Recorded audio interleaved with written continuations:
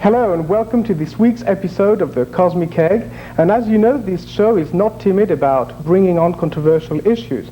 This week we have rather interesting information to share with you and a very, very controversial figure.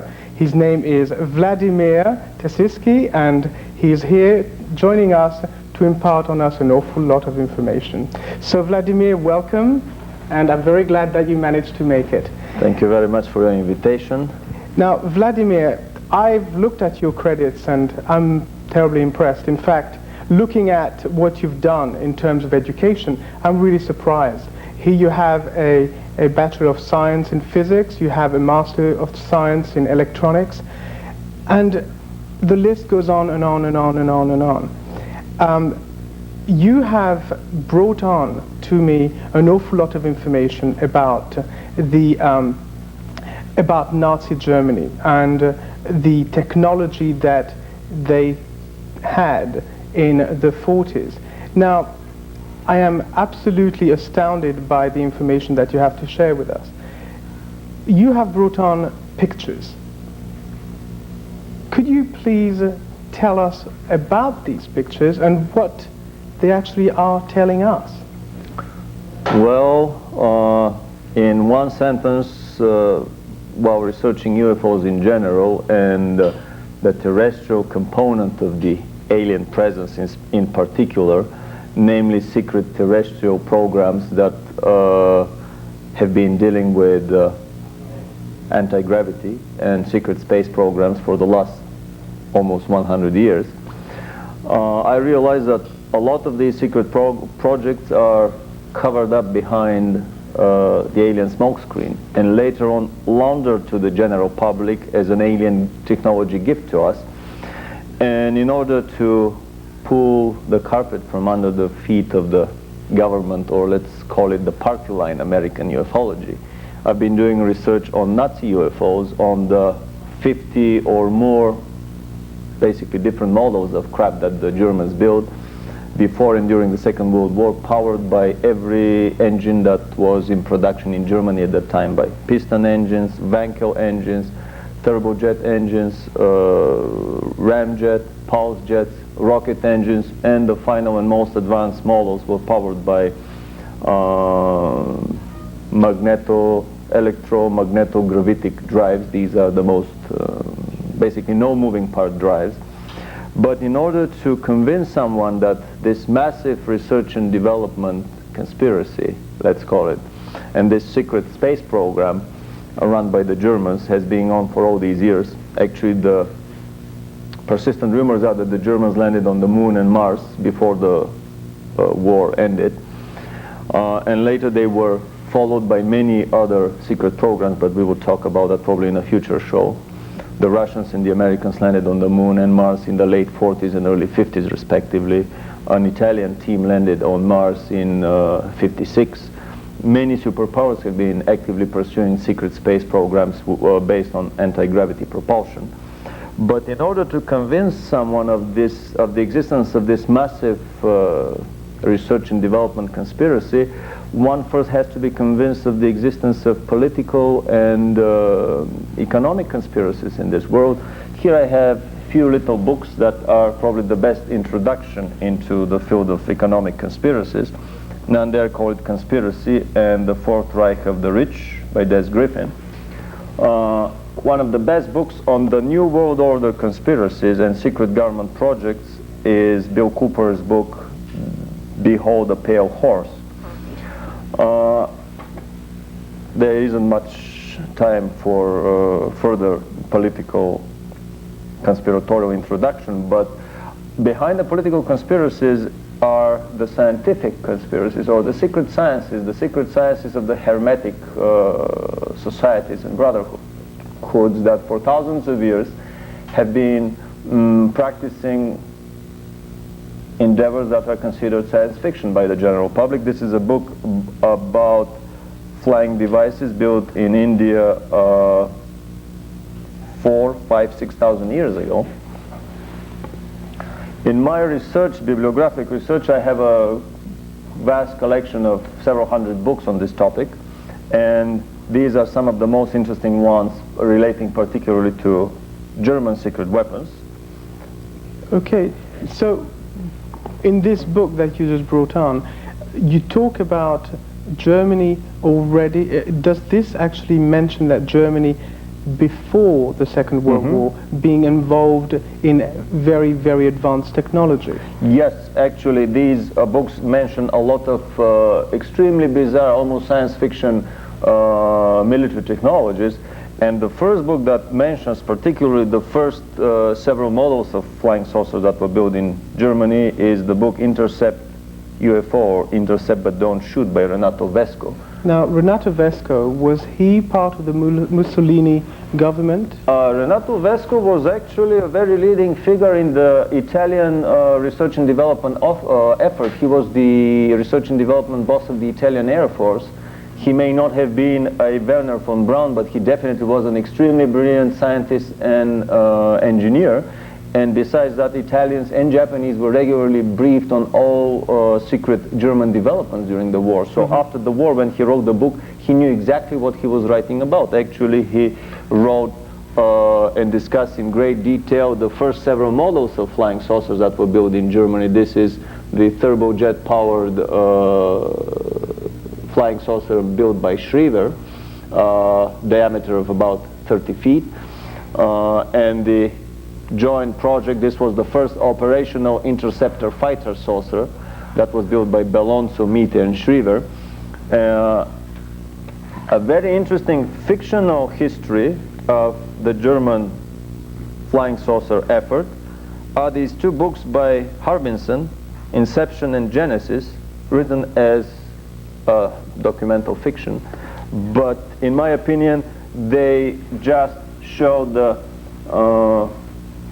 basically the very first level of this tremendous research pyramid that happened in Germany. I have some photographs that were extremely rare to find. Many of these were pulled out of German libraries by our research associates and friends. Most of them are impossible to find in the United States. The third model that we talked about is a very interesting photograph done in 1952 over Mount Rainier in Washington State. And in my opinion, this is a flying Kugelblitz, or ball lightning, automatic anti-aircraft weapons platform that was captured by the Americans and test flown secretly from bases in the western United States and northwestern Canada. Later on, through German sources, we have discovered not only turbojet-powered craft, but these are rocket-powered craft with rocket engines of the V2 type. And the subsequent model of Miete. These two craft had an exoatmospheric capability, and they could easily go in orbit around the Earth. This is a very interesting drawing of a saucer-type dreadnought, a 60-yard diameter, this is about 200 feet diameter, interplanetary craft that has huge sleeping compartments. It is basically 10 stories tall. Drawings were published in Germany by a little secret society there. What would have been the purpose of that Schriever flying disc here? It had definitely an interplanetary objective, because a flying saucer that can circle the Earth in 1.5 hours does not need sleeping compartments. You don't have to sleep between your during your flight. Basically, the longest distance you can travel around the planet is 1-2 hours at the most. Right. So obviously sleeping compartments on such a massive scale would be needed only for a craft that would land on the moon, that would stay there for a long time and come back. So you're actually saying that the Germans pre-World War II were refining the technology in order to actually travel to a different planet? Exactly. These two models are capable of going in orbit around the Earth and probably going in an extended elliptical orbit toward the moon. This huge craft is capable of getting into orbit around the moon and landing on the planet. And These were actually the most primitive of the models that the Germans built. 2 months ago, I received, through some private channels, a secret documentary film made by the German secret society, the Thule-Gesellschaft, something like an equivalent of the Illuminati society here. The title of this documentary, 2-hour documentary film, is UFOs, the Third Reich Strikes Back. This is the emblem of this secret society. They were basically the ideologues of the Third Reich. Talking too much about Germany, I would not like the discussion to be considered as an apology of the German success. What the Germans did to millions of hapless victims in World War II, I mean, they earned enough karma from themselves to last them for this and many subsequent lifetimes to come, for these of us that believe in karma. But once these things invented, they were shared later by the superpowers. They cannot be disinvented, to use Daniel Bell's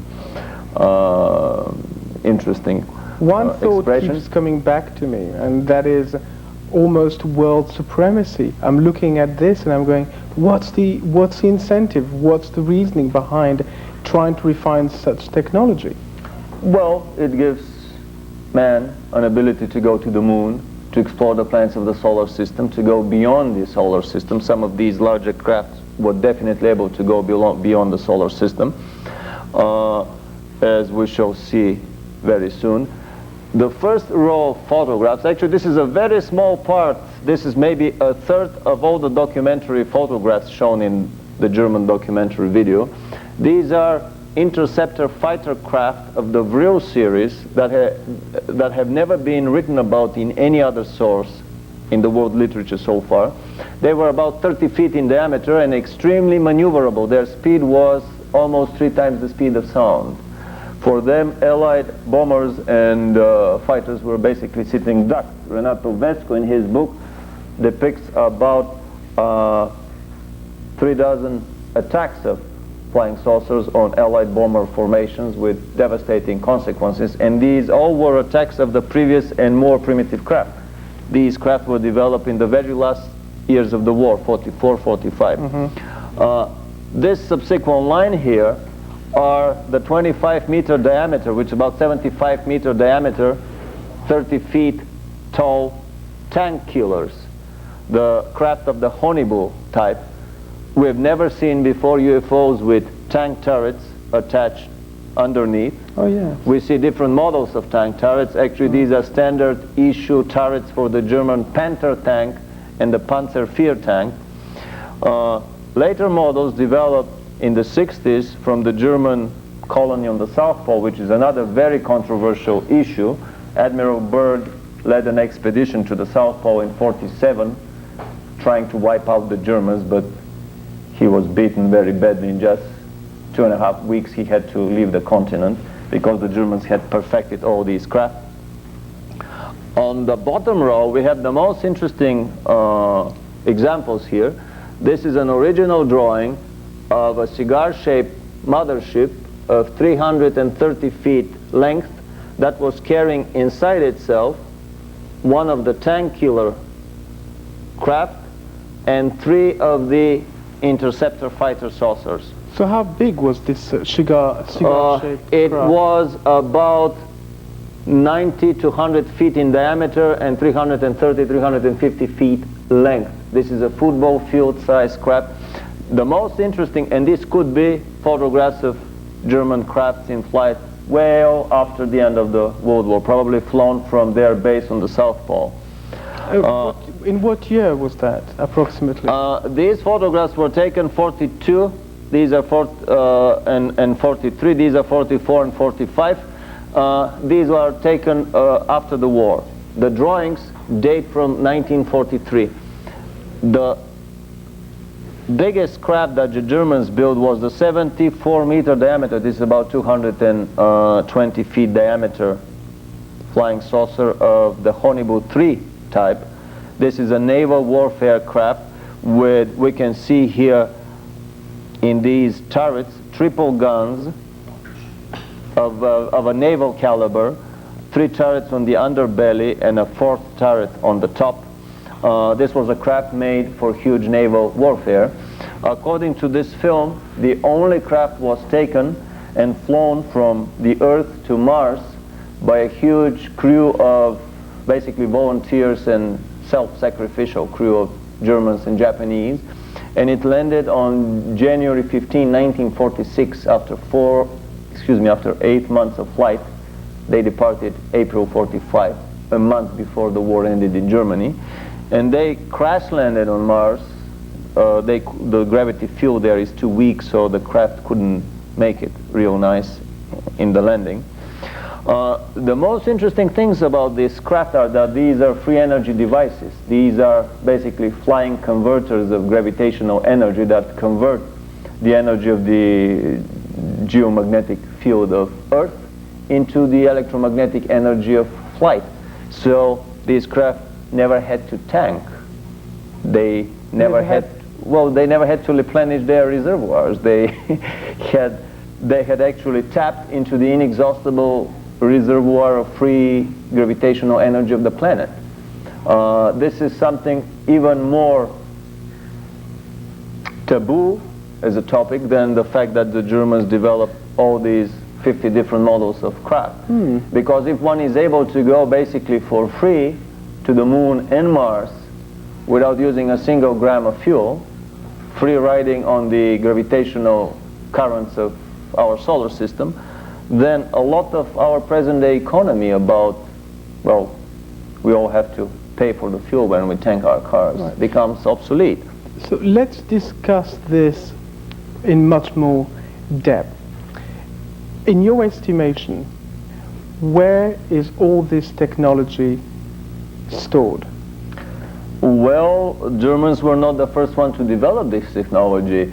John Keely presented his anti-gravity flying bathtub, as if we may call it like this, a funny looking contraption. He sat on it, rose noiselessly, accelerated to a very fast speed and came back and landed in front of the stunned eyes of the War Ministry here in the United States in the 1860s. They said, well, we can't find any possible use of this device. Where was Nazi Germany? I mean, when did Nazi Germany actually come into play? There are persistent rumors that the Germans were contacted by one extraterrestrial race, as have been all governments of all superpowers all throughout the terrestrial history. But that particular race was the cause of this tremendous explosion, this cornucopia of German killing machines and advanced weapons technologies that had absolutely no precursor whatsoever in previous terrestrial developments. So basically from the 20s and 30s, Germany was actively pursuing research in rocket propulsion, in anti-gravity propulsion, in free energy devices that were later combined with their flying saucers to make these formidable weapons. Later on, this technology was used by the secret powers, by Russians, by the superpowers, namely the Russians, the British, the Americans, the French. Even the rumors are that the Israelis and the Brazilians have their own anti-gravity craft in operation these days. I have a question that's burning me. That question is, why didn't the Germans at the time when they were actually losing the war, why did they not actually throw all the technology that they had, such as this, and just as much as possible obliterate the enemy? Oh, well, actually, we are getting here very deep into the political and banking conspiracies behind these wars. A war is not meant to obliterate the enemy. A war is meant to load the credit card of the government by forcing it to buy more armaments. If you obliterate the enemy, there wouldn't be any future enemy for the future war that is coming. Okay. So basically, all these wars have been orchestrated and choreographed by the same world banking elite that has been funding both sides in a conflict. But in what way would that benefit Nazi Germany? Well, actually, from the mid-30s, the Germans were actively involved in their South Polar research. From the late 30s, they started building their underground bases on the South Pole, and by 45, they have moved, according to some rumors, from a few 100,000 to up to 1 million of slave labor and Nazi scientists and SS officers down there in this huge underground colony that later on engaged in space exploration and genetic research. According to persistent rumors, basically all the genetic research going on in the underground labs these days in the United States has been started in Nazi Germany. I know a very good movie producer who was working on one UFO documentary, and he saw in a military base here in the United States a documentary film, 30-minute film about genetic research on humans, crossbreedings between humans and animals in Nazi Germany 50 years ago in the concentration camps. So the South Polar colony had primarily its goals in space exploration and genetic research. So basically the Germans were saving all these devices for the defense of the South Polar colony, which Admiral Byrd learned unexpectedly that they had made an impenetrable fortress there. So why did we not find out about what happened to Admiral Byrd? Well, there's an interesting interview in an Argentinian paper. He probably gave that on his way back from the South Pole before the security lid was clamped on him, where he said the next World War will be fought with an extremely powerful adversary that has the ability to fly from pole to pole. He was obviously talking about the German craft that obliterated his aviation. All his planes were shot down in less than 3 weeks. He came down with 3 carrier fleets with 3 formations of carriers and support craft and 4,000 troops, and was beaten in less than 3 weeks and hastily retreated from After the Second World War, Nazi Germany, obviously after its defeat, was there a tacit agreement that they could keep that technology and refine it further? I'm surprised that... Absolutely, absolutely. I mean, we have to keep in mind that the Rothschilds and all the other European bankers have been financing for 300 years both sides in every conflict. And this is the best way for them to have the government load their credit cards and so then to live off these enormous interest on these loans. During the Second World War, Nazi Germany was financed by basically the Wall Street in the American banking community and the European banking community, as was the Russian Bolshevik Revolution. Are you saying that German bankers, namely some of the big families, were behind the revolution in Russia? Well, the Russian Revolution was financed by Wall Street, by the Vatican, and by South African gold. It was financed, it was planned, financed, paid for, carried, and later on Wall Street helped Russia in the first 20 years of the most difficult 20th, basically in the 20s and 30s, by propping up the Russian economy. So what happened to the German South Polar colony? I think that Admiral Byrd probably concluded the first tacit agreement or condominium agreement between the Americans and the Germans, namely that let's not interfere into each other's affairs. Maybe even we would do some trading. We would be trading with crude materials, raw materials, bolts, nuts, metal profiles, raw materials, and you would be giving us some of your astonishing technology. This is according to Renato Vesco in his book Intercept But Don't Shoot, and according to the book of Genesis. These are fictionalized. The second, yes, but this is a documentary, highly engineering, highly specialized report on the German anti-gravity research and development. I have a lot of information about secret collusion between the United States and Russia, all behind the smoke screen of the Cold War. But Germany, what's Germany's involvement in the Cold War? Official West Germany, very little. Basically, they were the strongest member of NATO. But the secret German colony on the South Pole was basically working hand in hand with the secret Soviet-American space program.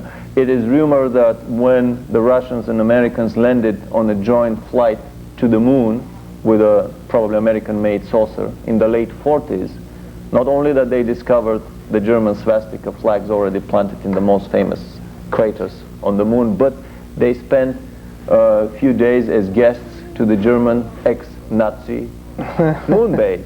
Yeah. So you have so much information, it's staggering. In fact, I'm absolutely overwhelmed by all the information that you've managed to share with us in such short time. And I would like to be able to invite you for further shows where we can go much deeper into how all this Nazi German involvement came about and where it's really taking us to ultimately. Actually, I have several videos that I've been selling for the last 1 year. Any one of the viewers that are interested in obtaining more detailed information and lengthy bibliographies, I have a bibliography that runs into the hundreds of volumes. We will have detailed bibliography. From that phone number at the end of the show, they can order some of these videos. I'll be making some new ones. Basically, it's a very interesting collection of documentary films and materials. Wonderful. Well, I'm really glad that you actually came today to share all this information with us, and I hope that we will go much deeper next time into all of this Next stuff. time I would like to talk about the secret Russian-American space programs, the landing on the moon in the late 40s, the landing on Mars in the early 50s. I even think that I have a documentary footage of the first joint landing on Mars. The film says that it was made in '62. I have a suspicion that it was way back in '52. Way back. A saucer landing by the two superpowers. Thank you very much. Thank you very much for joining us on the Cosmic Egg. And please write in, send us your comments, give us your suggestions, and thank you again for joining us on this show. Bye-bye. Thanks a lot.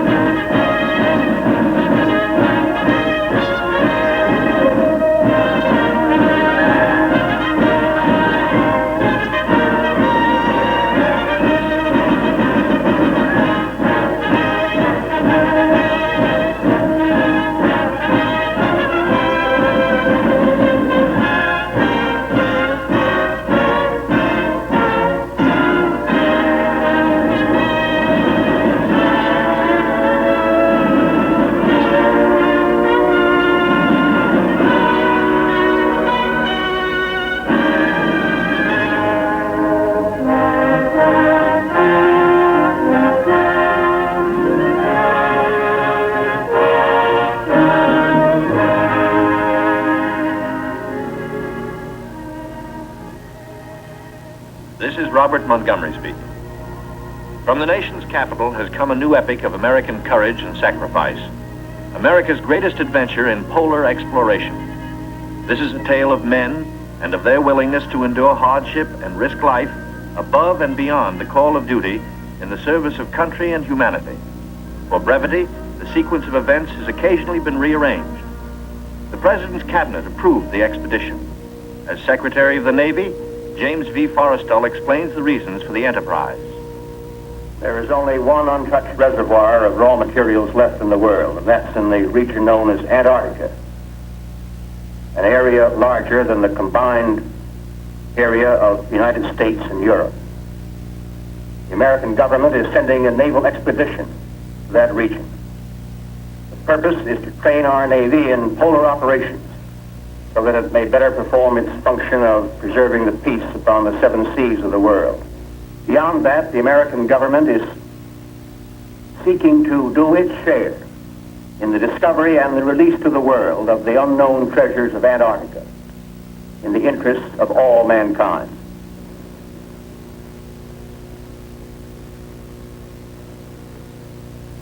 Thumbs up to this, gentlemen. The Secretary has approved our plans, confirming you, Admiral Byrd, as the officer in charge of the expedition, and you, Admiral Cruzen, as the task force commander. And we get everything we need. That makes Operation High Jump the greatest polar expedition in history. Admiral, time is going to be our greatest handicap. By the time we get through this very difficult ice pack, the summer will have ended and the fall will have set in. Never before has anyone attempted to take a fleet of thin-skinned steel ships through 300 miles or more of crushing ice pack. I have great faith in your skill, courage, and determination. And now, gentlemen, Admiral Nimitz reviews the operations plan. The expedition will comprise 3 groups: a central land plane group to explore the interior from Little America, and 2 seaplane groups, the eastern to map that half of the continental shoreline, and the western to map the opposite coast of Antarctica. After the original orders have been issued, 3 months of planning are needed to organize the giant venture. This is Robert Taylor speaking. At the world's greatest naval base, Norfolk, Virginia, ships of the Central and Eastern groups are loading. The flagship, Mount Olympus, equipped with powerful radio and radar, will serve as the leader's voice of command. Admirals Byrd and Cruzen come aboard to check staff preparations, food, fuel, and clothing for 4,000 men. Byrd greets staff officers who have fitted out the expedition. Not a few vessels, but a fleet. Officers and men, not hundreds, but thousands, and pilots by the score. The Chief of Staff, Captain Quackenbush, calls up the fleet's youngest recruits to meet the admirals, who name them Running Jump and High Jump. The pups are unimpressed by rank. Running Jump and High Jump are first arrivals from the Chinook kennels at Wanalancet, New Hampshire, where sailors are learning the art of navigating dog sleds. Everything happens to sailors. But soon they come to understand and to love the Huskies. They watch their dogs carefully to see that they have enough to drink and enough to eat, and always at the right time. Dog Watch Blue Jackets practice the patient care that will keep the dogs in prime form. Not only food, daily attention to their eyes so that they may not suffer the dreaded Arctic snow blindness, and the inevitable vitamin pill that even dogs can't escape these days of ABCD health. The boys learn all the tricks. Tickling of the throat and a pat on the nose gets the pills down. Dog sleds are the small boats of the Antarctic. Each carries 600 pounds, with 10 dogs hauling. Each dog's harness is tailor-made, carefully fitted to avoid the chafing that has been fatal to many a sled dog at below 0 temperatures. The Husky's paws are equally important. There are canine snowshoes, precisely notched for the pulling claws. In cut-down auto chassis, the sailor drivers finish training. Huskies so often have meant life itself to Admiral Byrd that he calls them his Antarctic life insurance company. From Norfolk, Admiral Cruzen sails aboard the Mount Olympus. His crews are a cross-section of the country's manhood. Admiral Byrd will follow later in the carrier, Philippine Sea. The Coast Guard icebreaker, North Wind, powerful plow horse of the expedition, backs out. The seaplane tender, Pine Island, is first to stand out to sea. Steaming south via the Panama Canal, the fleet must cover 12,000 miles to reach Antarctica. At the 100th meridian west, the groups are to separate, and the central group proceed to a rendezvous point at Scott Island. This is Van Heflin speaking. Sailing day at Santiago finds the Western Group helicopters practicing final pinpoint landings on the newly installed helicopter flight deck of the seaplane tender Currituck. They are to serve as eyes of the fleet when it buffets through the pack ice, and when need be, to go on rescue missions. For exploration, 3 Martin Mariners, called PBMs, with a flight range of 3,000 miles, are spotted aboard the Currituck. Ships of the Western Group will proceed 10,000 miles south to the Balleny Islands, 860 miles to the west of Little America. Aboard the Mount Olympus, now heading south in the Pacific, Admiral Cruzen gives a traditional command, and up goes a strange flag. The Jolly Roger, signifying the crossing of the equator and authorizing the ancient shenanigans of the sea, whereby all landlubbers are painfully presented at King Neptune's court. The veteran shellbacks copperplate the pollywog's interiors with a mixture of cylinder oil and chewing tobacco. Next, the pollywog's must kiss the bosun's belly, the only kiss they'll have for many a long month.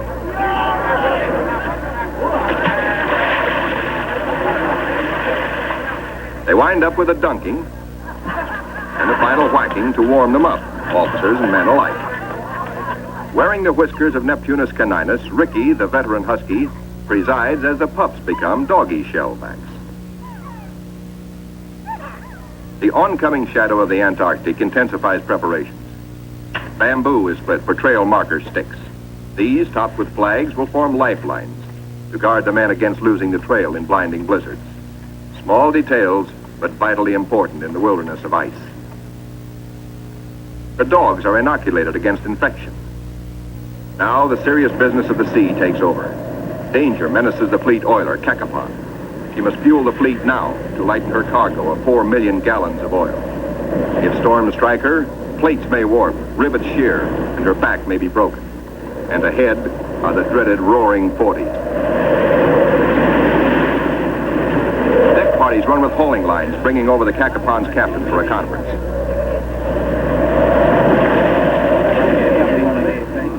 The ships are still on course, forging ahead, but the Cacapon's salty skipper smells storm coming.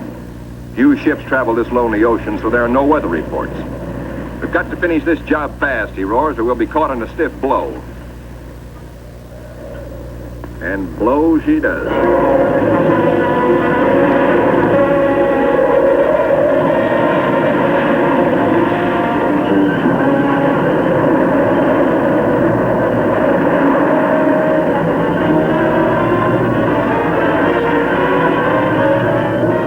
Dawn and clearing skies, but still the gale blows hard.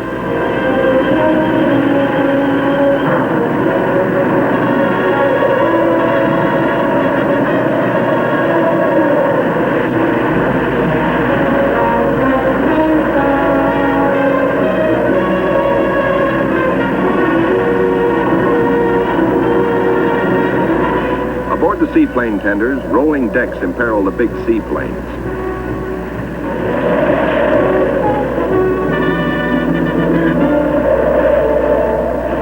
Deeper. A sudden lurch. The Navy cameraman taking these pictures is thrown, his leg broken. He swings his camera, catches the nose of one plane smashed in, swings aft, spots another plane overboard, sinking in the wake. Lost.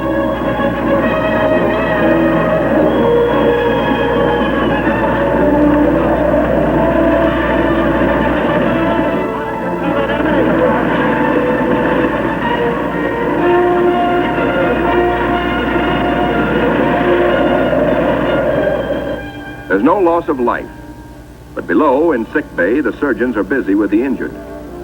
Today, with Navy's modern science, an injured seaman is soon up and about. We go back now to Norfolk and sailing day for Admiral Byrd. 6 DC-3s, called R4Ds by the Navy, make the longest taxi run in Navy Yard history, each with crewmen riding the tips of their 98-foot wings.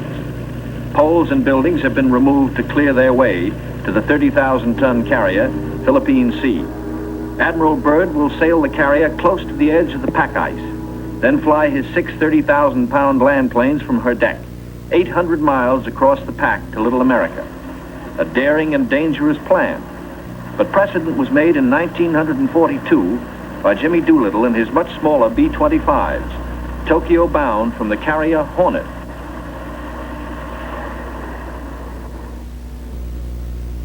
As the Philippine Sea sails on her 10,000-mile voyage, the advance group under Cruzen has voyaged far south. They sight their first icebergs just above the Antarctic Circle. Careful bearings are taken, for the hulls of these ships are no thicker than was the steel skin of the Titanic. The treacherous ice is the enemy now as then, but danger is the sailor's business. His delight is in preserving home traditions, the Christmas tree and Christmas dinner.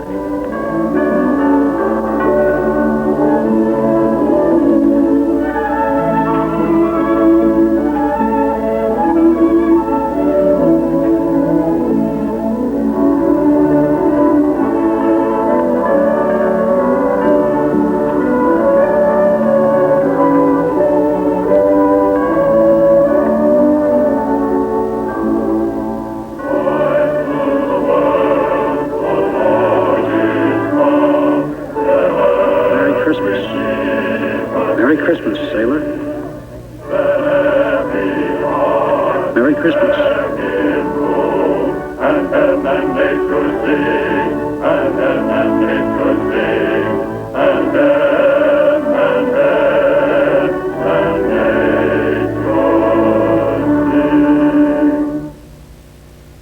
We'll be right back with TNT Overnight. 50 years of classic films all night long.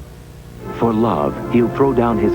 Engines throb, taking the central group deeper into icebound seas. Now, by the far-seeing eye of radar, the bridge learns of land ahead, and Flag Communications passes the word to the fleet. Scott Island, dead ahead. All ships rendezvous. 600 critical miles of their 12,000-mile voyage still to go. The ice pack ahead has been the executioner of many gallant ships. Cruzen summons captains and executive officers for a staff conference. While the staff confers, a small landing boat sets off for Scott Island, named in honor of the heroic British explorer, Captain Robert Falcon Scott, who lost his life a generation ago trying to fight his way back from the South Pole.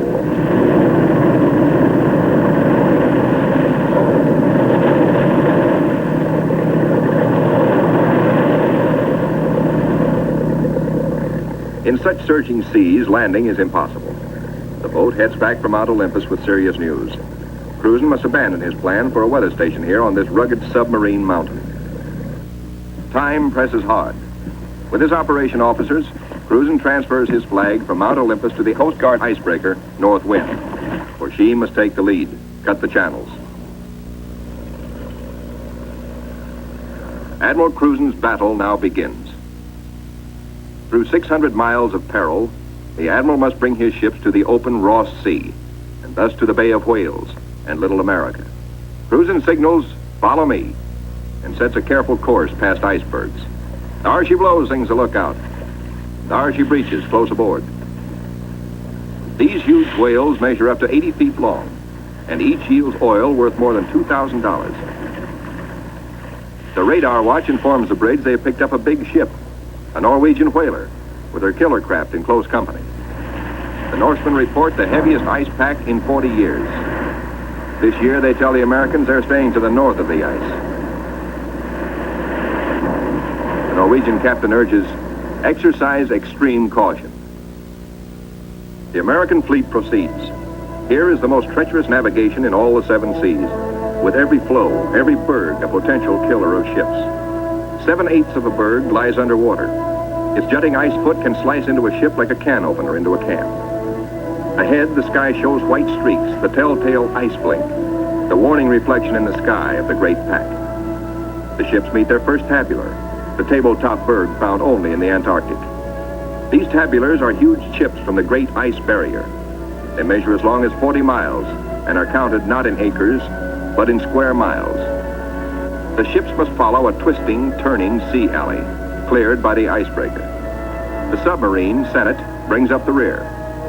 New-formed ice, known from its shape as lily pad ice, offers no trouble. It is the bergy bits and the bergs themselves that form the hazard for the submarine.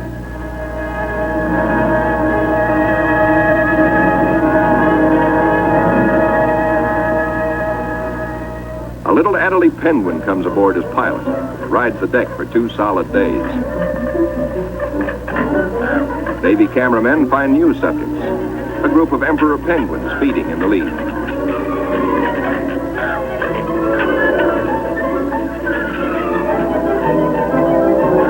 Lookouts spot a flock of snow petrels, those hardiest of birds.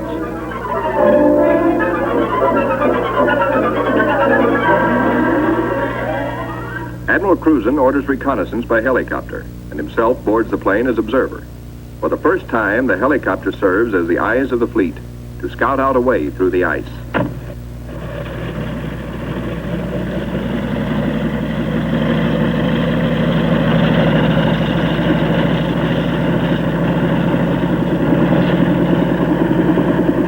Somewhere to the south, Cruzen hopes to locate better going, perhaps a lead heading toward Little America.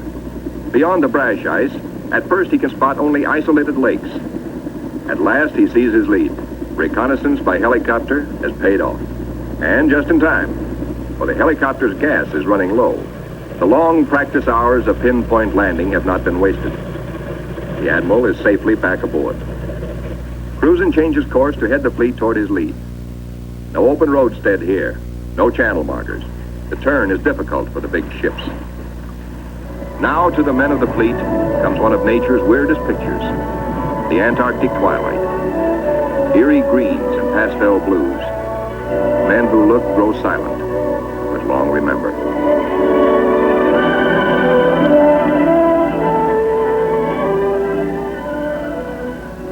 Nor will they forget the dawns and the seals.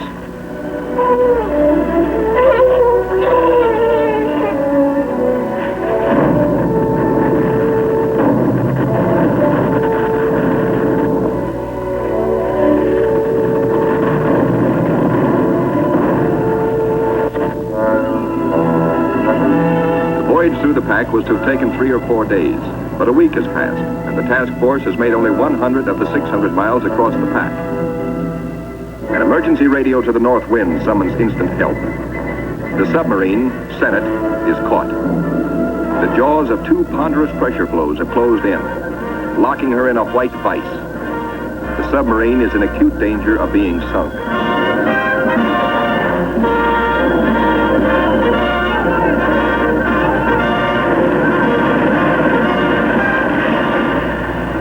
All hands realize now that the Senate may never get through. Cruzen signals, resume course.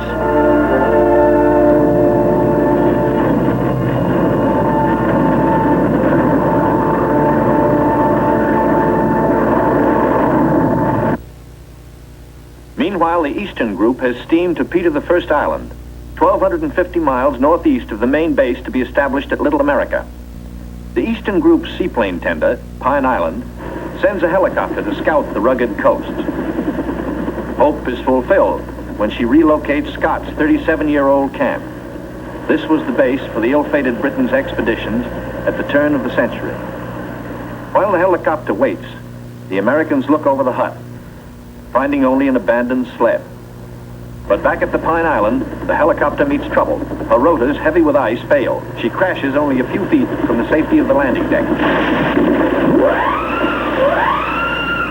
Within seconds, the Pine Island's crash boat reaches the sinking helicopter. The rescue crewmen, drilled for just such an emergency, yank Captain Dufek and his pilot safely aboard. Back at the Central Group, danger increases for the submarine. Crushing ice is now riding up over her decks. She is solidly frozen in.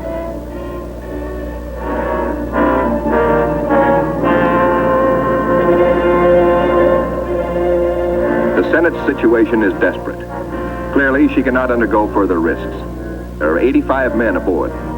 The ice locking her in is a solid pressure field spotted with bergs. She must be taken back. The north wind cannot get the fleet through if constantly halted to rescue the submarine.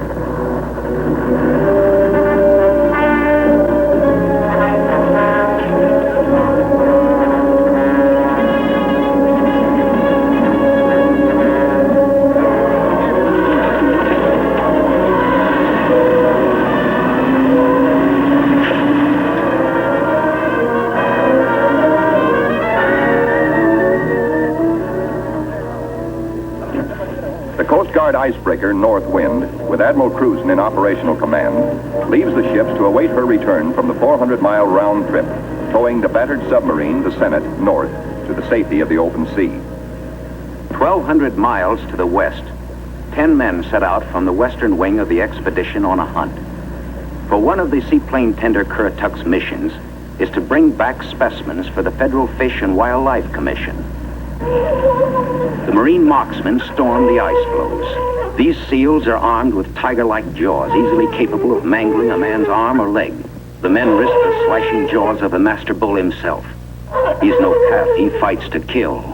Once secured, he finds out for the first time in his life what it's like to be petted. That's not so bad. They total up their catch for the scientists back in Washington. 6 leopards and 1 rare Ross seal. The first Antarctic seal ever to fly through the air with the greatest of ease in a cargo net. 3 days later, disaster presses close to the ships of the Central Group, helpless without the icebreaker. Their 2,000 men are marooned in a frozen sea. Below the waterlines, damage control crews labor in icy water to shore up the inward closing plates. The lives of all hands are at stake.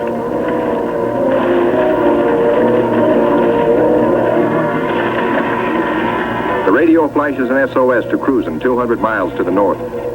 Quickly, he orders the submarine to go on by herself to Scott Island and there operate as a weather reporting station.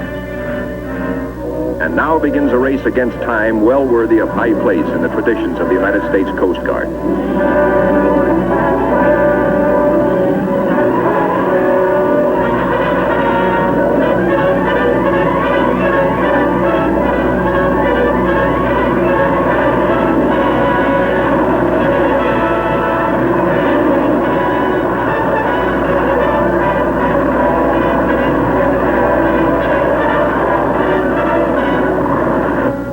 Receives black news from the flagship, Mount Olympus.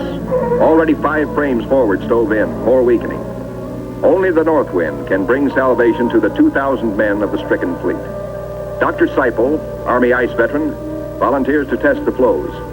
If the ships must be abandoned, will the ice support the survivors? Cruzen awaits Dr. Seipel's verdict. Seipel reports the ice cannot be trusted.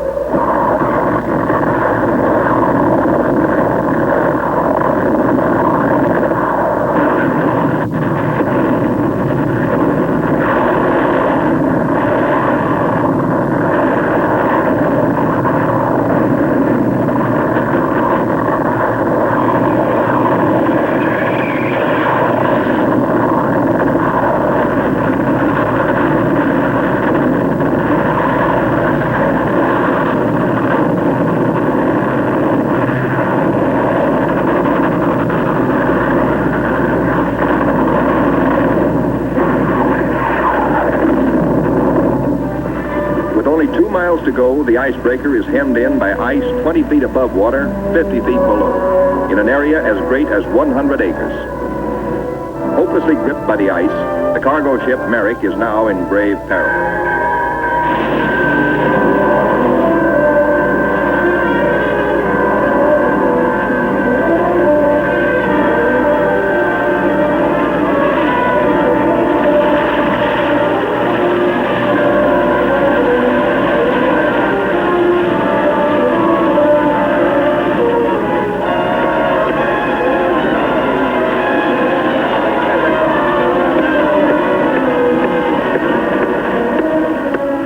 Icebreaker, the fleet is now in sight over the pressure ridges. The desperate struggle of the north wind to reach them seems hopeless at times. The icebreaker counts her gain by yards now. Captain Thomas dares passages that normally he would avoid. It's the critical last round, a straight-out slugging match.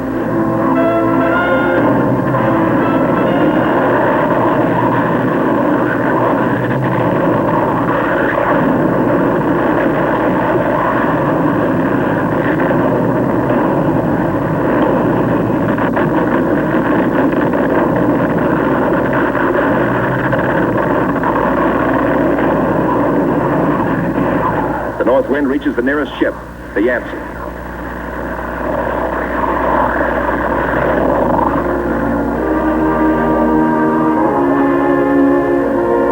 The icebreaker, Northwind, commands the only power operating in the whole frozen fleet. The Yancey and her 500 men are saved. Next, the Merrick, heavy in the water with a hole in her bow below the waterline. The Northwind reaches the flagship, Mount Olympus, cuts her free. The fleet has survived. 2,000 weary American sailors are safe. Beyond the great ice whirlpool that held them fast, they steamed through the southern edge of the pack, through to the open waters of the Ross Sea, and little America dead ahead. Word of the deliverance of Admiral Cruzen's men reaches Admiral Byrd aboard the carrier Philippine Sea as she passes through the Panama Canal, Pacific bound. Officers watch sharply. The glove-tight fit of the 750-foot hull requires that the ship be kept exactly ruler edge true with the sides of the lock. The Philippine Sea navigates the canal in a day. As she heads south in the Pacific, Admiral Byrd devotes all his time to the flight ahead, perilous but of vital importance to naval aviation. Never before have such huge planes attempted carrier deck takeoffs. Never before have wheels and skis been combined in one landing gear.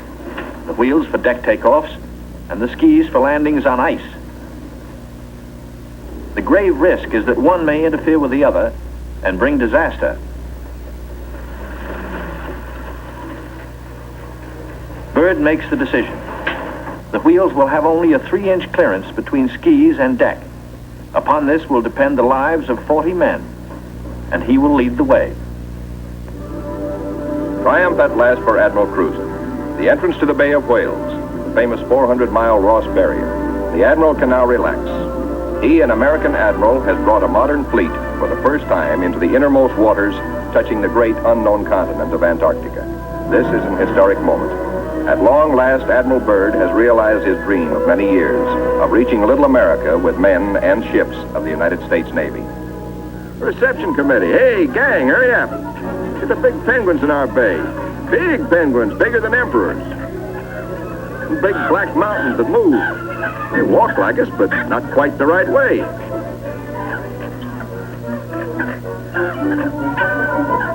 Come on, gang. We gotta go see what gives.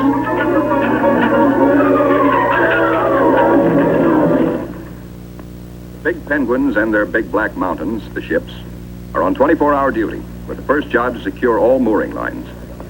Big timbers sunk deep in the ice serve as anchors. They're called dead men in sea parlance, perhaps because they're buried. Slip toggles are rigged for quick release in case ice forces an emergency getaway. Unloading. Reconnaissance planes first, next hauling equipment. The Marine Corps weasels, heavy-duty caterpillars, and trucks, 40 in all. Here are no port facilities, but the Navy shows its self-sufficiency as it did throughout the war in operating at sea without bases or with improvised bases. Here are no docks or roads, yet all freight aboard 3 heavily laden ships is hauled 2 miles over the ice up to Little America. Dogs next. Barking, tugging boatload of huskies. And the pups, growing fatter and bigger every day. All are happy with the welcome smell of snow in their nostrils. This is home. This is fun. But this is work, too, for time is short. The dogs must haul their share of the tonnage. Halt. Trouble ahead. Pressure ridges block the way inland to Little America. Even the largest caterpillars are stalled. The call goes out for dynamite crews. Navy's trained demolition teams, seasoned on enemy beaches. They must blast the 50-foot ridges, clear the way to meet the expedition timetable. The ridges are deep. The blasting takes hours.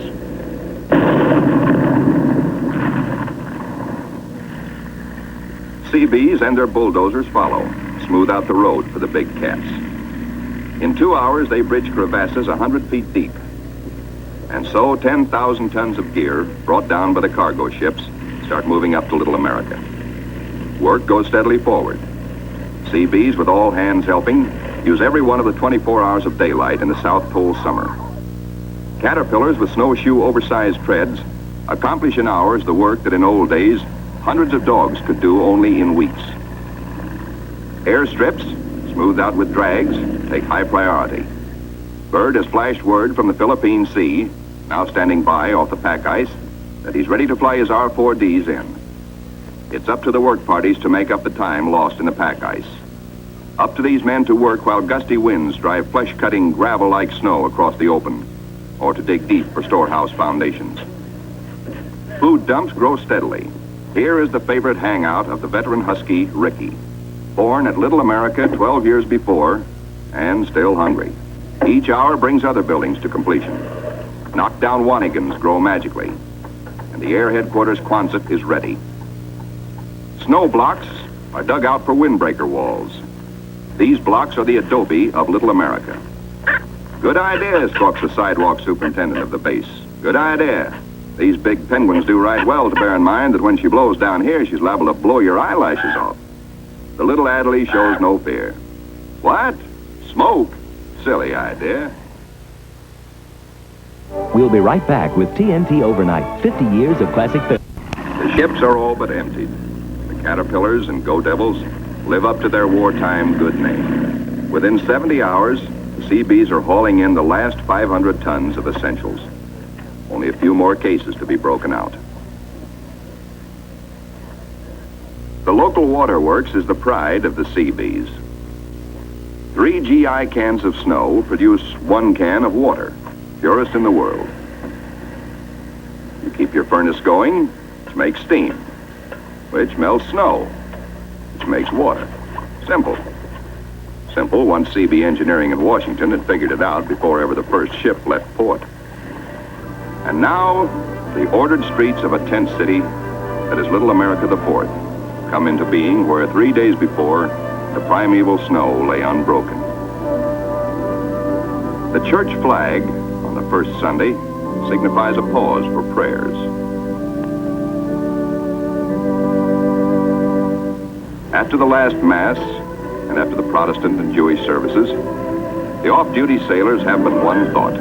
Transportation has but one terminal, the mess hall, the best dinner of the week, as ancient Navy tradition always has decreed. Admirals and captains wait their turn in the chow line with the men. Inside, plates are loaded. Roast beef, rich gravy, high mounds of mashed potatoes, flaky pie. Life looks up again. A cigarette, good coffee. 5 miles east of Little America, a seal herd, 500 strong, has its feeding ground amongst pressure ridges and in deep crevasses. Ricky, as a pup, played the game of run, seal, run, and he hasn't forgotten. The seal wallops with his tail. Ricky's 12-year-old teeth are not so good on the slippery, wet hide of the 600-pound Waddell. Mr. Seal decides he's had enough. He scuttles down his escape hatch to the water below. Chow time. The only seals killed are for dog meat, especially good because it insures against scurvy. The pups smell their dinner coming and let their handler plainly know they want it, right now. They're only a few months old and forever hungry. Yet soon they will be pulling more than their weight in the sledge traces. They like their meat red and will fight for it. The flagship flashes word by radio to the carrier Philippine Sea. Base ready, weather suitable. On the carrier, 6 planes, triple-checked, are ready for their moment of destiny. Admiral Byrd has given the pilots a final briefing. Everything depends on split-second timing. Pilots, man your plane. No 3,000-foot runway here. Only a scant 300 feet. Jet propulsion is their reliance. Crewmen attach jet containers, 4 to a plane. These JATO bottles are packed with flaming power. In the critical 10 seconds at takeoff, they give the kick-up of 2 added engines.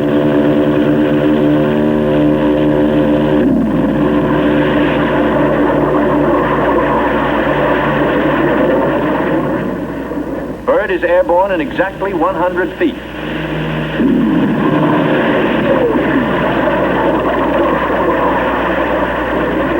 Admiral Byrd and his companion plane will try the 800-mile flight first. The others await his orders. At Little America, cameramen and Admiral Cruzen wait anxiously. And there comes Byrd. Cruzen can relax now. The skis work perfectly. The carefully calculated drag of the wheels serves only to shoot up a plume of snow. Byrd greets his son, Dickie Jr. first, here following Dad's footsteps. They watch plane number 2 come in safely. Byrd tells Cruzen, good to be home again. But Cruzen has urgent news. There's a terrific storm brewing, only 10 hours more of safe flying. Byrd radios the carrier, launch all planes as soon as possible. By midnight, the Philippine Sea has the remaining 4 planes ready. They must risk a takeoff in darkness before the terror of the storm strikes.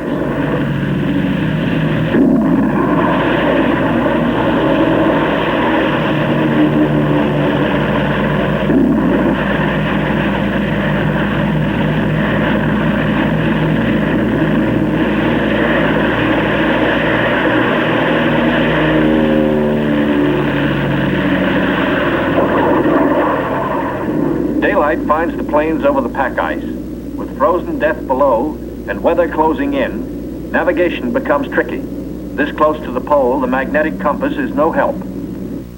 At the base, men scan the gray skies, looking, and finding only the blackness of the approaching storm, now visible to the east. If the planes don't make it within an hour, but in they come, one by one, to land in the last remnants of clear light. Each landing is the first on the ice for each pilot. These men are the first ever to fly big planes into the Antarctic. Or on previous expeditions, the planes were freighted in, assembled, and only then were they flown. These Navy and Marine Corps flyers have been bred on stormy going. Their long experience and, above all, the Navy's relentless training in all details brings them in, but with little time to spare. The blizzard hits, 100 miles an hour, scouring across the sastrugi. In storms such as this, many brave explorers have died.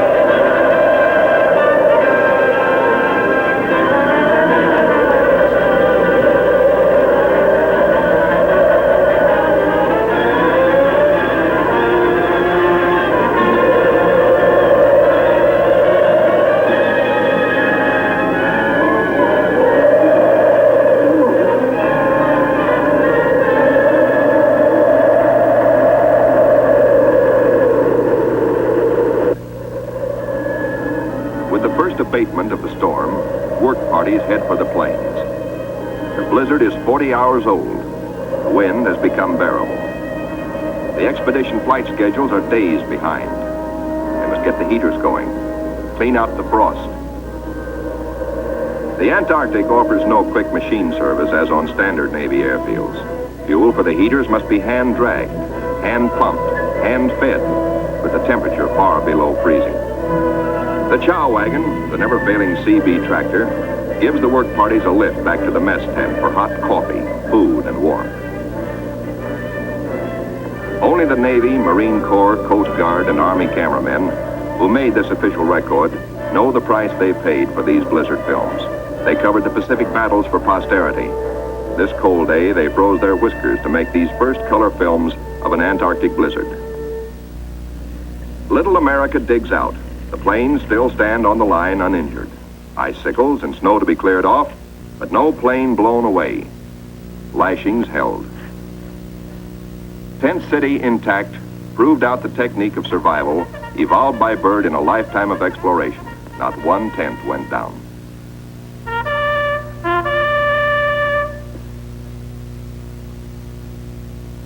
No matter how great the pressure of work, the flag must be raised with a ceremony which is its due.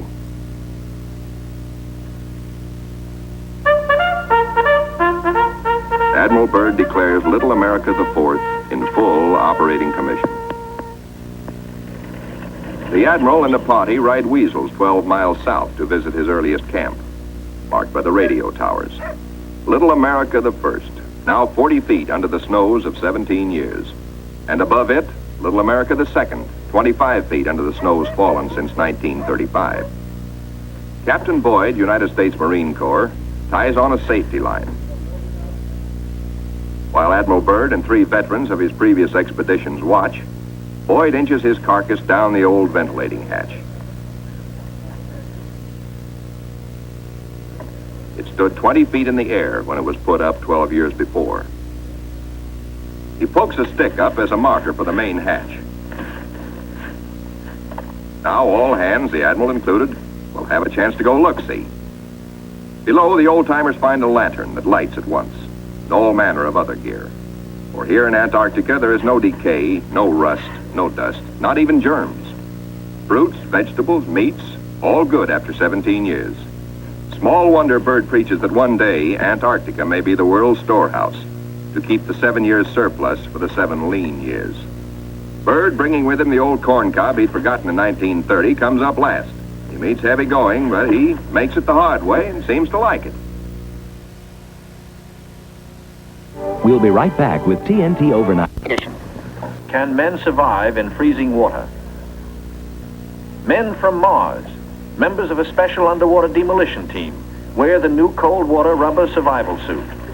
In contrast to these skylarking youngsters eating ice cream in the ice, men in ordinary clothing are paralyzed in 6 minutes and die very quickly thereafter.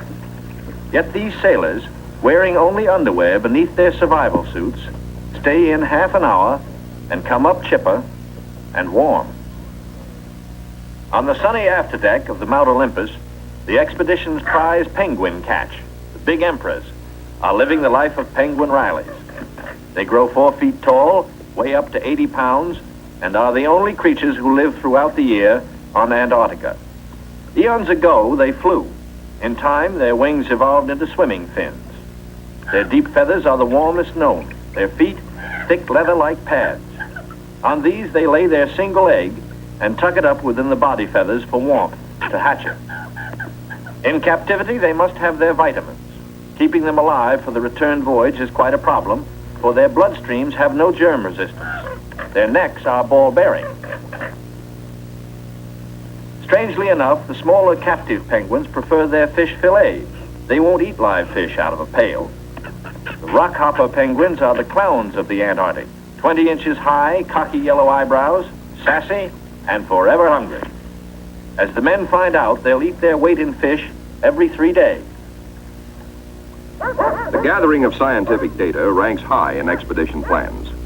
Admiral Byrd says goodbye and good luck to an over-ice expedition which is to probe deep into the Rockefeller Mountains, 300 miles southeast.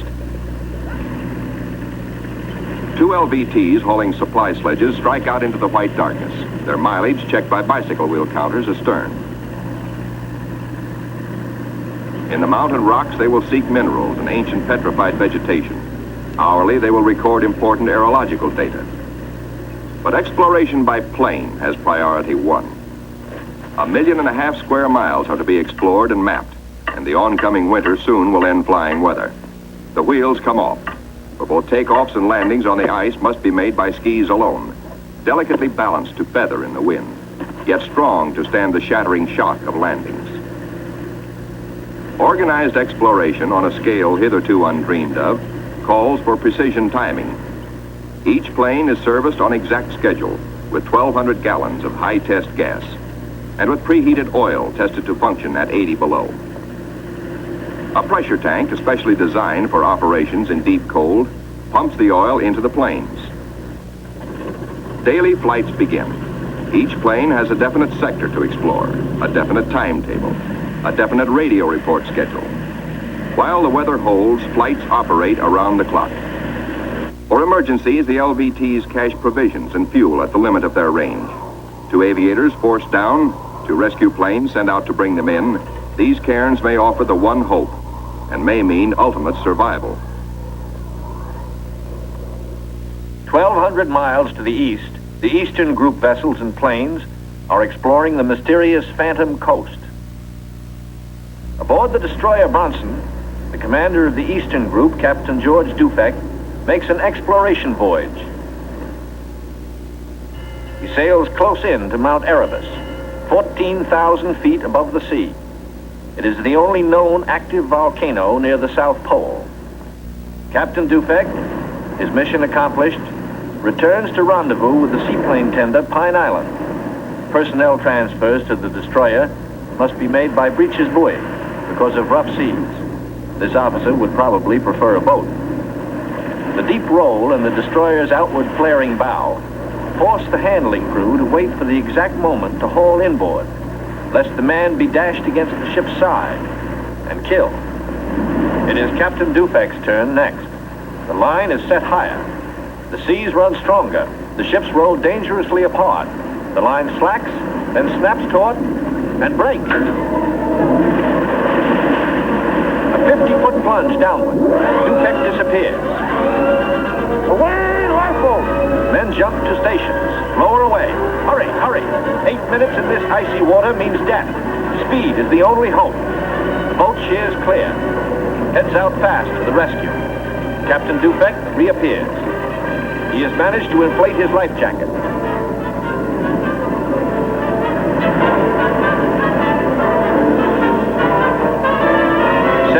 Gone. Dufek grabs the lifeline. The seaman clutches him. By a margin of seconds, he is saved. 1,500 miles west of Little America, the Currituck and her western group are off the Shackleton ice shelf, circling the Sunset Coast. The western group commander, Captain Bond, gives pilots and plane crews a last briefing on Antarctic dangers and the technique of survival if forced down. The flight about to start is the longest and most important so far for the Western group. Before takeoff, survival gear is checked. Gear to keep 9 men alive for 100 days. Food, drugs, sleds, sleeping bags. On the water, the great PBM makes her takeoff run. Her jet assist bottles blast. She lifts quickly into the air and circles the Currituck once. Jet assist bottles, their work done, are dropped and make a salvo splash. The pilot, Commander David E. Bunger, wipes his frosted windshield, a constant source of trouble in polar flying. He is over the Shackleton ice shelf, named for the great English explorer who kept returning to the Antarctic until death, so often escaped, kept its rendezvous with him. The smooth shelf roughens. Dark rocks, called nunataks, appear above the ice. Then rugged mountain ranges as far as the eye can see. Bunger leans forward in amazement. His eyes have caught a sudden and unbelievable change in scenery. The universal white is turned to chocolate brown, dotted with blue. A cameraman goes into action. 300 square miles of land without snow. Land that might be in New Mexico or Arizona.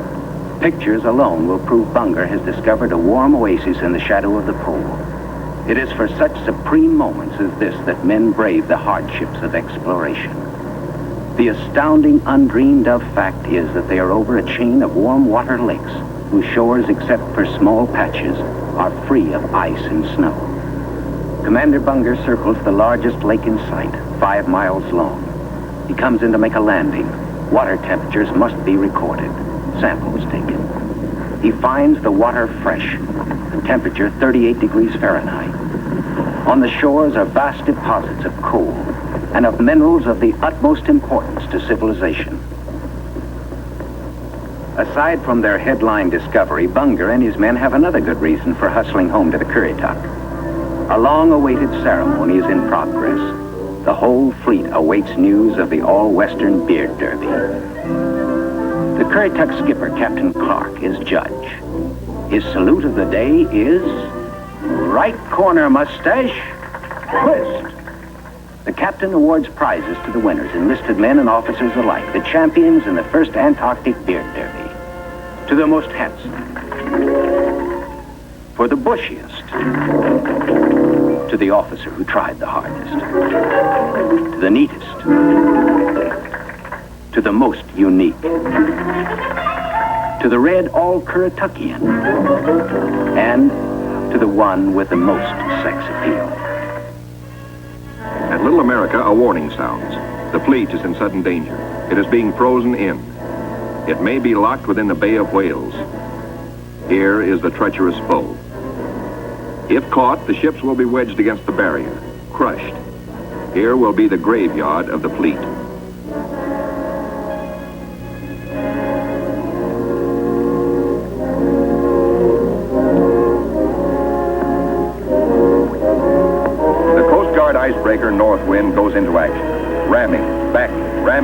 to break up the crushing floes. Landing craft work frantically to loosen the ice around the ships so propellers may turn without shearing off. One by one, the ships are cleared, get underway. Byrd remains behind with 197 volunteers and grave problems. His most important exploration flights will now lack the powerful directional radio of the Mount Olympus. To get his men out, he must hope the icebreaker can crash her way back in time. Otherwise, he and his men will be frozen in for the 9 sunless months of the dark, treacherous Antarctic winter. Marooned, Admiral Byrd and his staff plan the big flight to the South Pole and far beyond. This is the culmination, the last mass flight.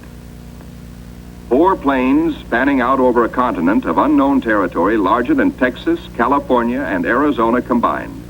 Over freezing wastes without people, without life, without vegetation. Nature's most formidable challenge to man. The 4 planes are gassed up, all controls triple-checked, motors heated. For they face cold as extreme as 60 below, unrelenting, murderous. Photographic units lead the parade of science to the planes. Each is a flying laboratory. The cameras are the trimetragons and the K-17s that spied out enemy secrets during the war. Now each plane carries 250 pounds of film to record some of nature's last great mysteries. The war's secret radar magnetic detectors are here too, bolted on like bombs. In war, their electronic impulses spotted minefields buried deep under the surface.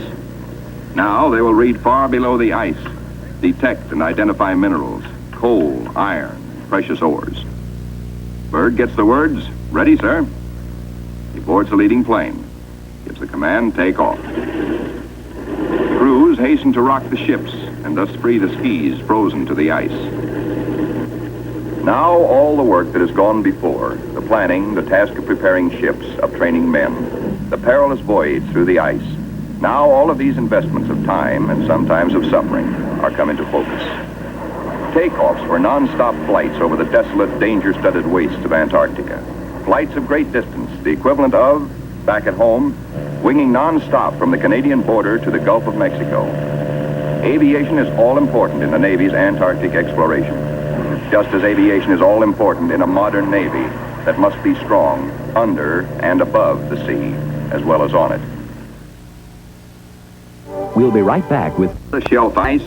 Byrd leads his 4 planes in the long climb over pressure ridge areas, heading for the polar plateau, 10,000 feet up.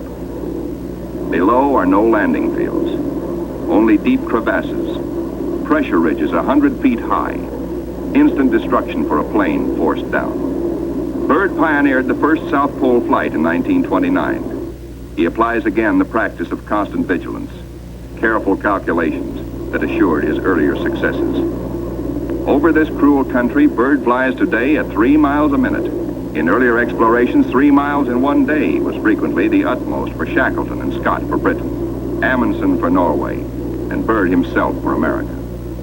The Beardmore Glacier, 200 miles long, 50 wide, 1,000 feet deep, who knows? Byrd checks position by the sun compass. The glacier signals the South Pole itself. Here, Byrd drops the flags of the United Nations, carefully boxed, a symbol of America's goodwill to all nations. Now beyond the pole, Byrd focuses his cameras and magnetic detectors on land new to him and to all mankind. In eastern group waters, the seaplane tender Pine Island swings out a plane, listed on the fleet's roster as Mariner George 1. Crew members look out. No shadow of coming disaster troubles their young faces. Captain Caldwell, observer. Lieutenant J.G. Frenchy LeBlanc, pilot in command. Lieutenant J.G. Bill Kearns, co-pilot. Ensign Lopez, navigator. And a crew of 5 take off to map the treacherous Phantom coast.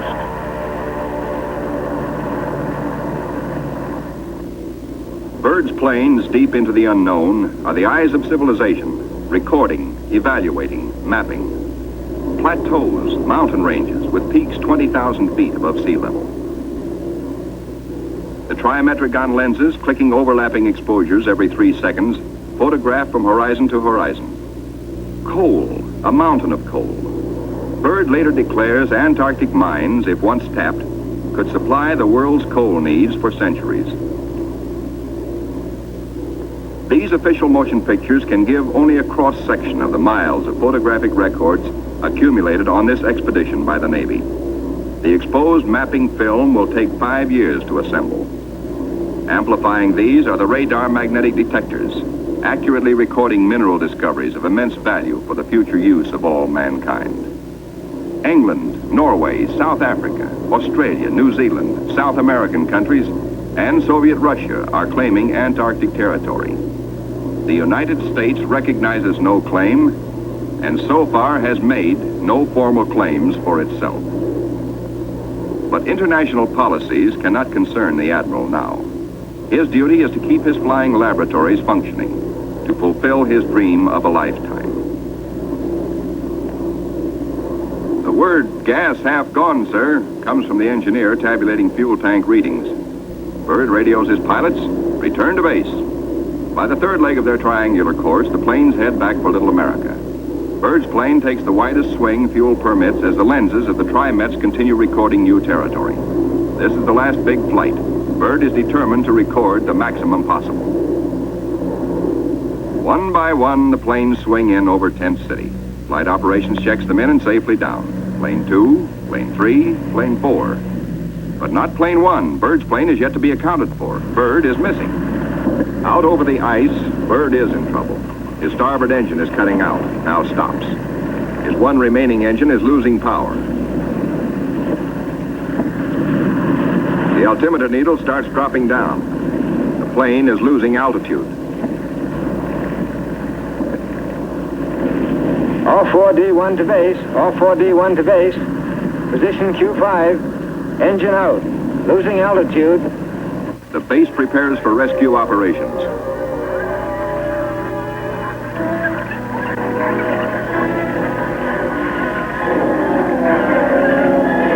Handicapped by the partial power of one engine, the plane is in jeopardy. Down she drops. The needle drops from 3,000 feet downward, threatening peaks around her. A further drop might mean a crash. Only one hope: reduce the load, lighten her at once. Maybe that way, maybe if enough weight goes, maybe she will hold. Already the mountains are above. She is deep in the valley, deep in the shadow of disaster. The needle drops downward from 1,700 feet. Jettison all gear.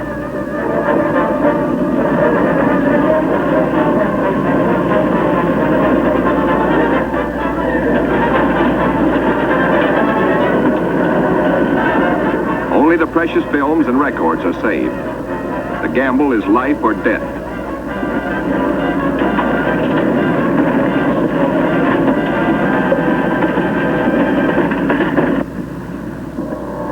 The altimeter levels off at around 900 feet. Slowly she starts to climb. She is gaining altitude. Pilot signals 4-0. 3 hours later, at the base, the crippled plane comes into sight. Men peer closely, tense, hushed, as they see the starboard prop dead. The one-engine landing is tricky at best. With skis, on ice, hold your fingers crossed for the pilot.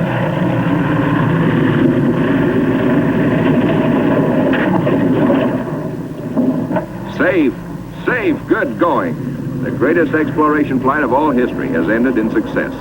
The flight beyond the South Pole. The flight beyond imagination. But over the Pine Island with the Eastern Group is the shadow of tragedy. Captain Dufek flashes the word by radio. To Eastern Task Group. From Task Group Commander, Mariner George 1 overdue. This group commence standard search and rescue operations immediately. Grim men with grave news from Captain Dufek. No time now for jubilation over his own escape. No mood for rejoicing. Byrd knows better than any man the tragic import of the message. In the freezing danger of the Antarctic, seconds are hours. Minutes are days.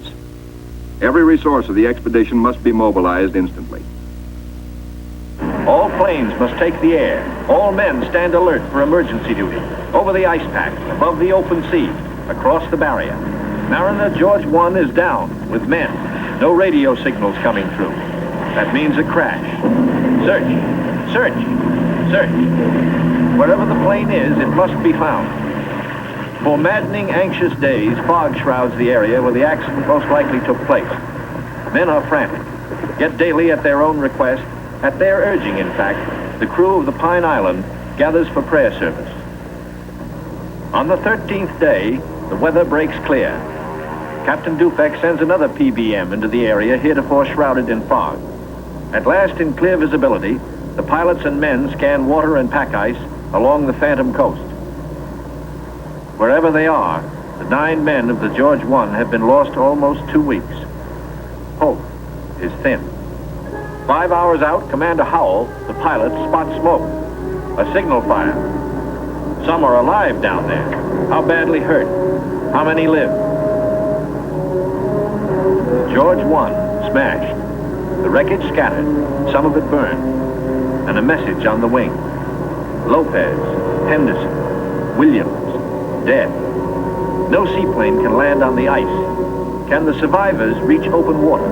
Howell must drop a message. We'll land Barrier's Edge 10 miles north. We'll drop flags to mark trail. If you can walk it, form circle. If not, form line. Howell knows the gravity of the decision Captain Caldwell must reach. But if the men can walk, a day may be saved. A precious day for the injured. Howell flashes the news. Captain Dufek gets the word and gives it to the Pine Island by loudspeaker. Attention all hands. This is the task group commander speaking. Mariner George I has been sighted. Rescue operations are in progress. Howell circles his PBM over the wreckage. He watches for his answer. The huddle of men breaks apart. They've reached a decision. It's a circle. They'll try the 10-mile trek to board the PBM at the water's edge.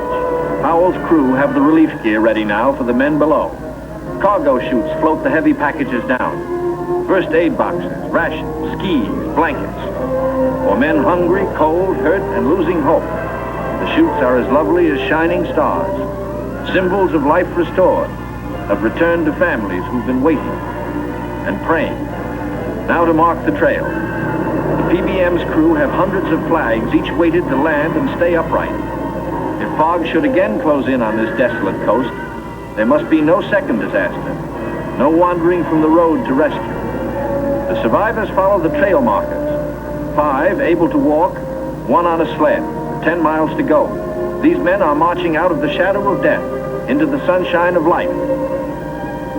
Aboard the rescue plane, ready to leave the barrier edge, the survivors, 6 thankful men, jerk out their story in bits and flashes. How Henderson, Lopez, and Williams died in the crash and explosion when they smashed up in milk bowl visibility. How they found scattered cans of food, a stove, and fuel to keep it going, and 1 tube of sulfur tablets, just enough to keep Frenchy LeBlanc, their gravely injured pilot, barely alive. Proudly they tell how Captain Caldwell consulted them all in dividing their little food, how he kept watch, inspired their faith, and how they prayed as men always do when there is no other hope but prayer. Bill Kearns, co-pilot, grins hello. First off is Frenchy LeBlanc. Corpsmen carry him tenderly in a Stoke stretcher. War and Robbins pulled him out of the blazing nose of the plane, but his back, hands, and face suffered 3rd-degree burns, and in the Gethsemane of waiting for rescue, both legs were frozen to the knees. Amputation is inevitable, but he will live. The ship's company of the Pine Island greets their skipper, Captain Caldwell, observer on the flight.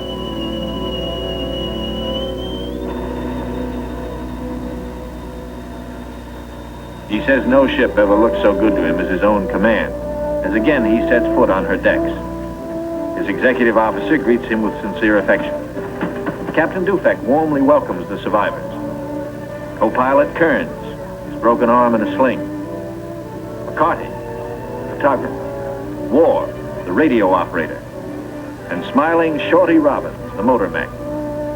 The head is warm. A hot bath, clean sheets, and long hours of restoring sleep. And perhaps first, a moment to splice the main brace, by which good sailors mean a ration of medicinal spirits. Bourbon to you. Later in sickbay, all but Frenchy and Captain Caldwell enjoy their first full meal in 2 weeks. Kearns will go to Georgetown University to study for a career in diplomacy. McCarthy, who has a wife and 2 children in Sonoma, sunny California, beams happily.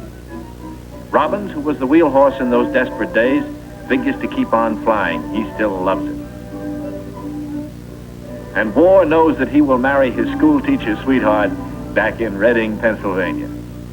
News of the rescue finds the icebreaker with Admiral Cruzen fighting her way through thickening ice to pick up Admiral Byrd and his men at Little America. Byrd is radioed for all speed. At the base, the Admiral supervises Operation Secure. All essential records and scientific instruments are to be taken home. The planes must remain. They are stripped down with the hope that another American expedition in a future year may find them of use. Supply dumps are marked by poles. And now through the capes comes the old reliable workhorse, the icebreaker. Final loading is the order. All roads lead to the bay, the last trip down. The last long trek through the snow for the big Go Devil sledges, loaded with men and equipment. The excitement that always comes with sailing infects all hands, including the dogs. They sniff something important is in the wind. With normal quarters for 75, the icebreaker must jam aboard the additional 197 men of the base body until, after the voyage north, she can transfer personnel to the big ships awaiting her at Scott Island. Byrd is among the last aboard. He can now report to Admiral Nimitz, Operation High Jump completed. Our men have achieved accomplishments unparalleled in the history of discovery. Our central group has flown far beyond the South Pole, mapped 1/3 million square miles never before seen by man. Our eastern group mapped 3,000 miles of phantom coast and charted 40,000 square miles of coastal ocean areas hitherto unknown. Our western group, flying hundreds of air hours, mapped the 4,000-mile Sunset Coast, made the amazing discovery of warm land in Antarctica. In all, the expedition explored more than 1.5 million square miles.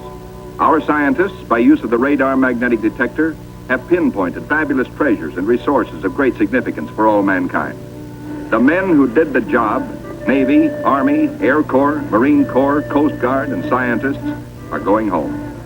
Tired men, they're going home to their mothers, sweethearts, wives, children. Home, strong in the knowledge that they have met the Antarctic battalions and conquered them. Well done.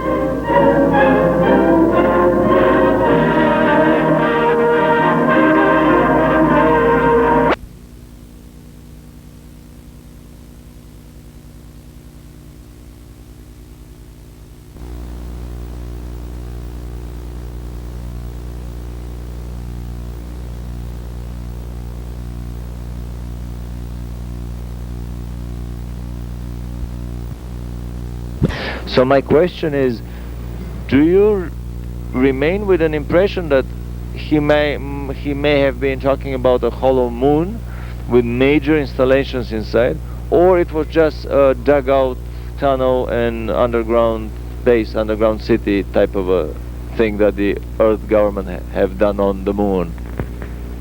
I kept thinking, you know, when he said under the surface, I couldn't imagine what in the world would be under the surface.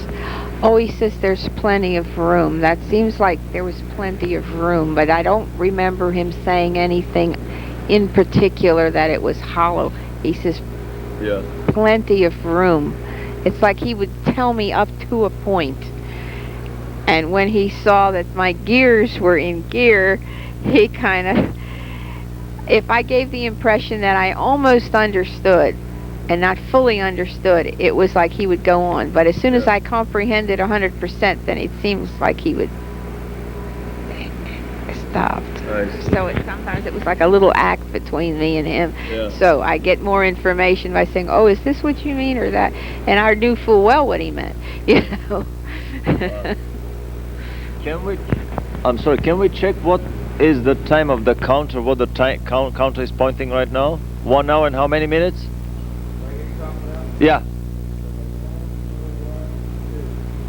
1:41 minutes and 21 seconds. Excellent. We have 20 more minutes, so we would finish at 25. Excellent. Now about about his Martian trips. Did he elaborate about being on the surface of Mars and inside Mars? Yeah, he talked about it in the same breath with the moon. Yeah.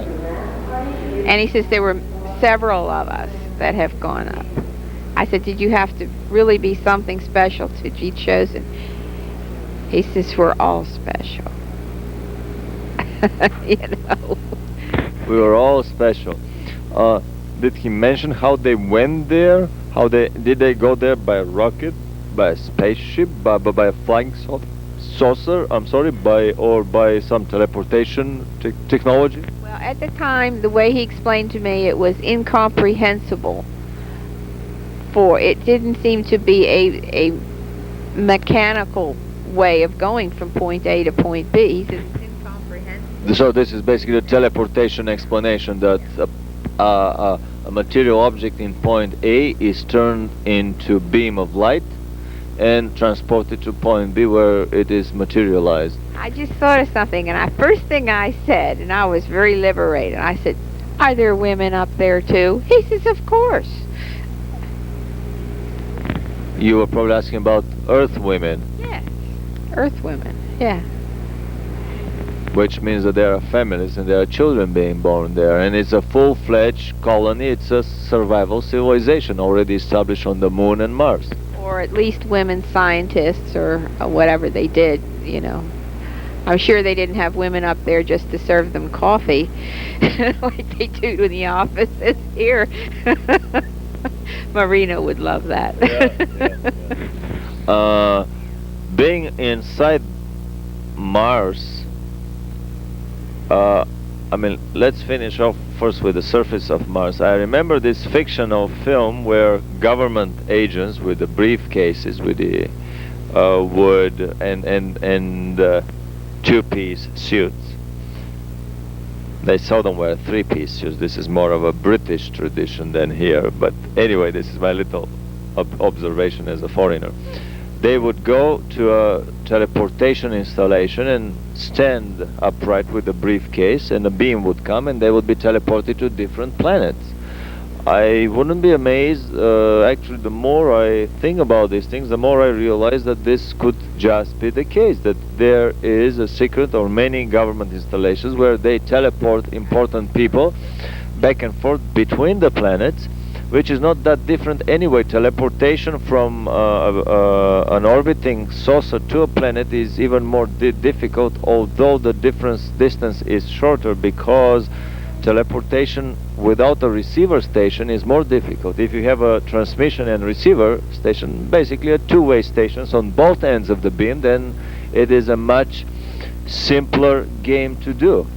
And that the government has established such stations. This is all done. This was done with Tesla technology, probably since the early 50s or 60s, and that they can teleport their important officials not only secretly from Washington to their embassies around the world, without exposing them to risk and problems with foreign intelligence services, but to different planets and so on. So, did he mention anything about a surface civilization living on Mars, an alien civilization living on Mars? He seemed to feel, he used the analogy between, you know, the Moon and Mars within the same sentence structure, as if they were simultaneously together, the same bag of tricks at the same time.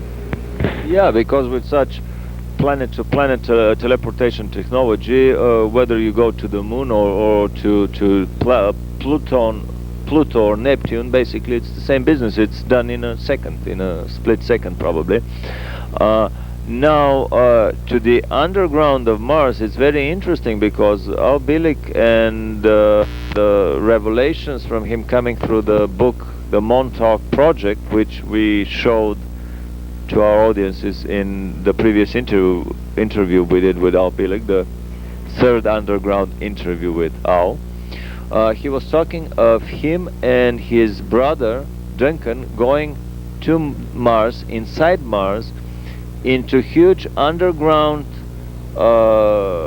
shelters, underground doomsday shelters that were built by previous Martian civilization, now extinct and no more existing. Shelters so massive, nobody could move the doors on the surface. Nobody could penetrate these on the surface. So what the government did was very simple. They just got the coordinates of the surface coordinates on Mars of the suspected underground structure. Probably they did a lot of scanning with their advanced scanning devices. And then, having the coordinates exact, they used the time tunnel technology, which is a lot more advanced than the teleportation technology, to penetrate the underground spaces. And they would send first a camera, television camera, to get the picture, to make sure that they haven't hit a rock, and to make sure that whoever person travels through the time tunnel would not end up embedded in a rock or halfway inside a wall. And after that, they just ended up on the other end of the tunnel, walking out of the tunnel onto these underground spaces. So, I mean, this is another confirmation here that actually the government has been very actively involved in so many areas of research on the adjacent planets that is hard for us to imagine. Any other hints by your father as to similar developments by our government on other planets, not only the Earth and Mars, like our at least visits to Venus, to Jupiter, and to other planets, meetings with civilizations there, or anything about the Star Trek being truth rather than a fiction? Star Trek, the movie Star Trek. Yeah. When I look at Star Trek, now I see that space station that's in there. Now that was almost the exact replica of what I saw in that underground place in 1956.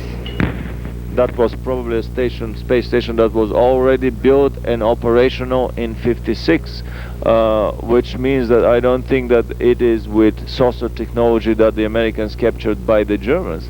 It was done by saucer technology independently developed here with Tesla technology. I have a feeling that in the early 1900s already saucers were flying around that planet and possibly to the moon.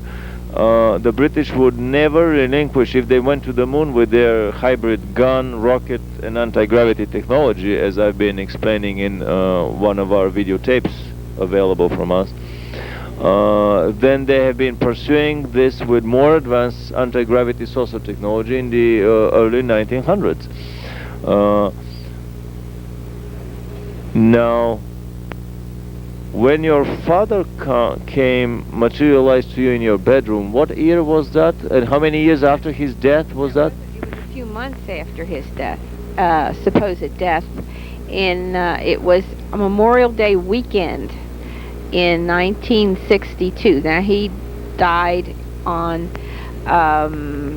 Lincoln's birthday in 1962, so it was a few months afterwards. March, April, May, a couple months afterwards. Did he look his age when he materialized to you, or did he look much younger? He looked exactly like he did when I knew him. Exactly. He even smelled the same. He used Mole shaving cream. He looked exactly the same. Still the sparkle in his eye. I do know one thing. He was always testing me with a lot of things, and one of the things he used to always test me with was telepathy, mental telepathy. Even as a small child, he would draw a picture of a tree in the kitchen, and then I would see what he was doing, and then I would do a tree in the living room, this back and forth. So that kind of early training, I had this telepathic path between he and myself. No matter where he was, I knew what he was doing, and we had a very, very strong bond. So I feel no matter where he is, whatever I'm saying now is something that he wants me to do. Very interesting, very fascinating. I've heard stories that the Germans that dug under the South Pole and built their underground bases before the Second World War ended, and that beat the hell out of Admiral Byrd's naval campaign against them in the winter of 46, the spring of 47. Actually, in 2 weeks they downed most of his planes and he retreated in disgrace. This huge German colony there, they moved hundreds of thousands of people before the war ended. By now, I've heard rumors that this is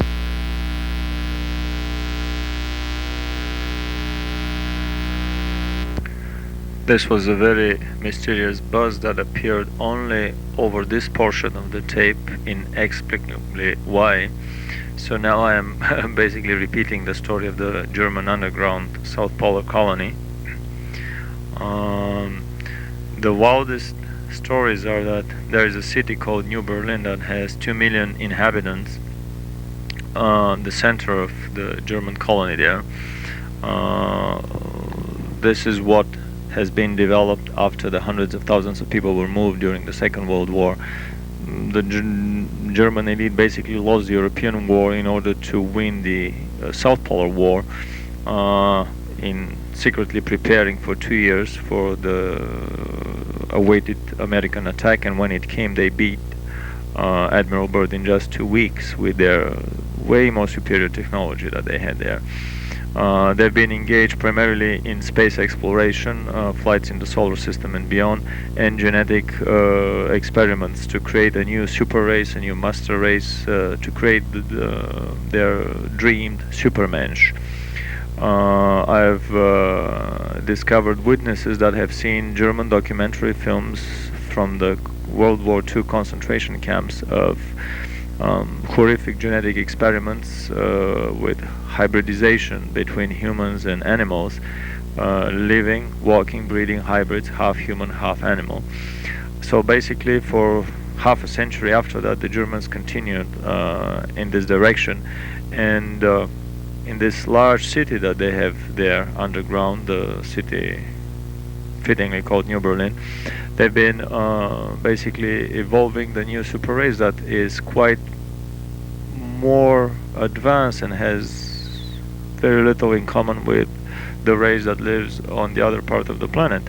It's my intuitive feeling that the tall blonde aliens, the Nordic type aliens that have been observed in many little gray abduction scenarios, they could as well be Germans coming from their South Polar colony that are doing research together with our government in genetic experiments primarily on the American population in order to create a white Nordic type race. This is my deepest suspicion, and this is one of the biggest secrets of the intelligence community these days. So I don't know, this buzz that appeared on the tape could have been accidental, or it could have been just on the most sensitive place of the whole tape. Homes, if they have books or just magazines. Simple observation, he said. Now, he was not a snob. He loved all people. He says the key to everything is reading. So he would take building blocks, little building blocks, and he put them. I was not allowed to sit on the floor, so I had a card table, and he showed me the first word was Gott, which is God. G-O-T-T. Gott, yeah. And of course I wrote everything in German. And before you knew it, he had me quoting Goethe, the Bible, Heinrich Heine, my favorite. My mother would help me with the poetry. I would read reams of poetry. I'm 2 years old. My mother would sit and embroider or sew.